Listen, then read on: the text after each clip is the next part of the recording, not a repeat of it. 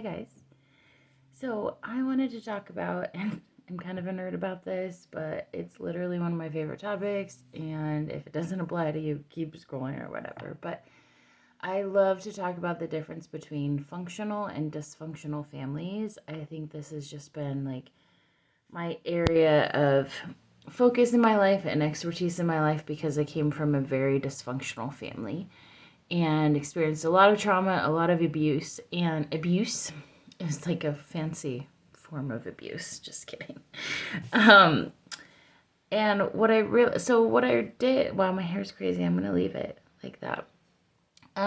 What I, suffered from childhood PTSD, and when I was 18, I really started to build my life with all that baggage that I carried. And if you can imagine or if you can relate, my life was really shit. It really did not amount to much because I didn't know what I didn't know. I didn't know the dysfunction that I carried. I knew that I had pain there, but I didn't realize that I wasn't able to function in society and relationships and careers and all these things because of the habits I had, the belief systems I had, the pain that I carried. Because when you come from childhood abuse, you really start to believe like it is your fault. You're the reason you experienced this. You don't really realize that you were never supposed to be taught and nurtured and kind of raised in that level of dysfunction. And so it wasn't until like my 30s where I really started to open up to the ideas of all of the dysfunction that I carried from my family system. And my family can be great in different ways, but when you really crack open a family system and you see what's there, you can really discover what needs to shift and change. And so that's why I like to talk about functional and dysfunctional families because I have 3 children personally, and I feel like I was able to shift and change my family system and give my children a more functional family system. And that has been one of the greatest pleasures of my life, and the area that I'm probably most proud of is because it takes a while and it takes some intentionality to really unlearn what you learned dysfunctionally, relearn functional things. And unless you are active, unless you are really choosing this journey, then it's not going to just find you. So there's hope in that you can change from a functional to dysfunctional or other way around. I'm also dyslexic. Other way, having a healthy, functional, loving, caring family, which is everything that I wanted. And you can really do that if you're intentional and if you seek out kind of the aspects and characteristics of that. And so I'll kind of leave that here for now. I'm going to put the full video on my YouTube because I really want to talk about what does it look like for functional family systems and what does dysfunctional family systems look like and how do they really stay stuck and separate from each other. So if you're interested in that, I'll try to post a link, but follow me over on YouTube and I'll give you the full breakdown and we'll have a great conversation. Okay, so if you really want to dive into this deeper, I'm glad that you're here. I'm glad that you clicked over to YouTube and are kind of following along, or maybe you just stumbled on this video, and that's great too. I'm really loving the volume in my hair right now. It's crazy. I think I slipped on it funny. Okay, so functional and dysfunctional families, if I were to sum these up, and again, this is coming from personal experience, and not judgment or criticism at all, because I know the pain of being stuck in a dysfunctional family system. And so let's kind of talk about that first. And there's lots of different layers and levels, and there's lots of different characteristics and disorders, if you will, stuck in dysfunctional family systems. So yours might be a little bit different than mine. Mine was really a lot of codependency, a lot of enmeshment, which enmeshment is just a blurring of the lines between two souls. I only have one hand painted. So really it's like you're supposed to be a whole complete person and you're supposed to be a whole complete person. And enmeshment is really this unhealthy kind of blurring of the lines between souls and who you're supposed to be. So those type of people lack boundaries. They feel like someone's too close to them, but they can't say anything about it. I also had a lot of narcissistic abuse in my family system, a lot of poverty, alcoholism, borderline personality disorders. I mean, if you really boil it down, it came down to a lot of hurt, a lot of abandonment, and a lot of pain. And that was what my parents carried, and that's what they passed on to me in certain ways. And I'm not saying they weren't any better than the generations before them, but I'm saying that I experienced a lot of pain because of the pain that they carried. And that's really how dysfunctional families work, is if everyone serves kind of this dysfunctional system where maybe they're critical and backbiting, and they have that triangulation, which is, instead of, if I have an issue with you, I'm going to go talk to someone else about you, and then we're going to have this kind of villain versus victim versus, what's the other one? I don't remember off the top of my head. And it's really this dysfunctional, it's backbiting, it's tiptoeing around like the elephant in the room. It's walking on eggshells. It's only allowing, certain people are allowed to have respect, and certain people are allowed to be heard and taken care of. And really, you go without, like, there are massive needs in dysfunctional family systems that are not being addressed and taken care of. And I think that's really where the pain comes from. Dysfunctional family systems are insecurely attached, they're anxiously attached. They don't know how to find that safety and security, which is really what you need in order to live this like fully autonomous lifestyle and connected in community with other people. And so I'm going to talk a little bit about that.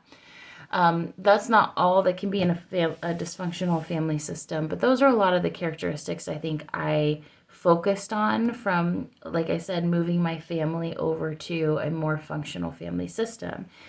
And I did lots of things. I went to therapy. I took emotional health programs. I hired mentors. I hired coaches. I spent lots of hours Googling things on the internet, learning what the difference between breaking codependency and breaking enmeshment and healing after childhood abuse, and just like our identities and secure attachment. Like, I spent so many hours studying this so that you don't have to. Okay, so functional family systems, and this is where you're going to want to focus. I'm a very action-driven kind of coach and person in my life, because why would you listen to this if there are no action steps and really no change and transformation in your life? That's silly. And so functional family systems anchor in a few things. And one of them, I think the main thing, is autonomy. And you are welcome to look up any of these things on Google to kind of dive deeper into them. But autonomy is really the sense of self separate from other people.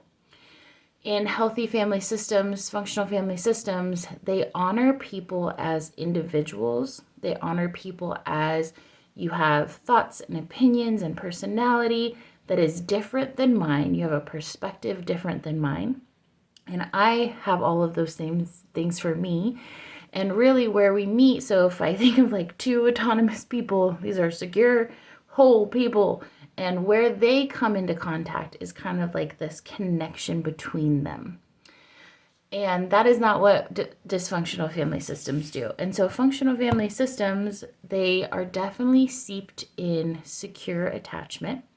They know that they know that they know that they are loved, that they belong in their family system, that nothing is going to rip them apart, pull them apart. They are on each other's side and on each other's team. There is not criticism. There's not this dysfunction of, I have to be better than you and I'm worried that you're going to abandon me. They really come from this place of love, and they come from this place of unconditional love for themselves, this belonging for themselves. And really what happens with functional and dysfunctional is you have to get it inside of you internally. And I know that might sound weird, but for me, going from dysfunctional to functional, I, as the mother, had to relearn all of these things inside of me.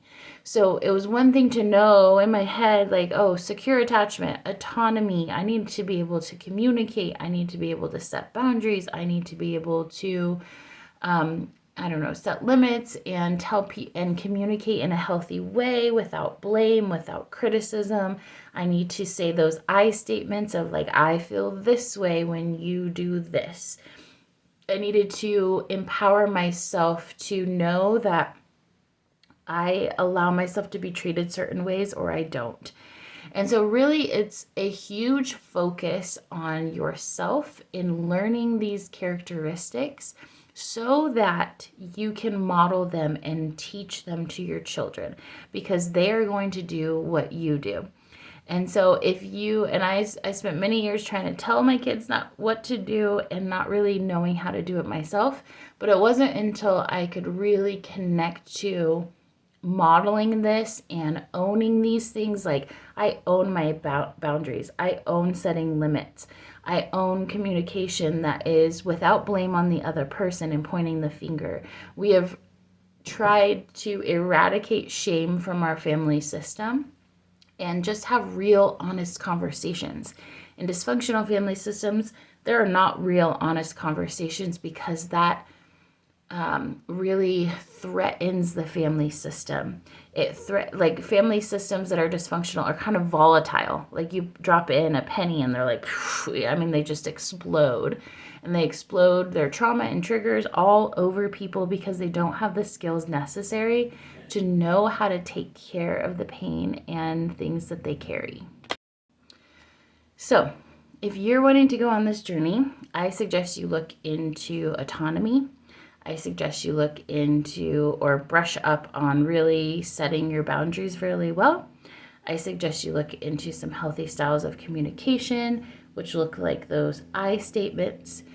And if you want help working on this further, let me know. I have lots of programs, or I have a program on my website. I have lots of books that I have written that talk about codependency, enmeshment, breaking shame, healing from those things, building healthy boundaries and communication, and all of the things. So I also take one-on-one clients. If you are really like, show me how to do this, and if oh my gosh, if you are where I was, that was hard to get out, then I would love to have you on one of my group sessions or a one-on-one session and just really show you how to move from dysfunctional family system to a healthy, functional, loving family system that I think we all desire, especially knowing like as a mom and how much we love our children and we love our family.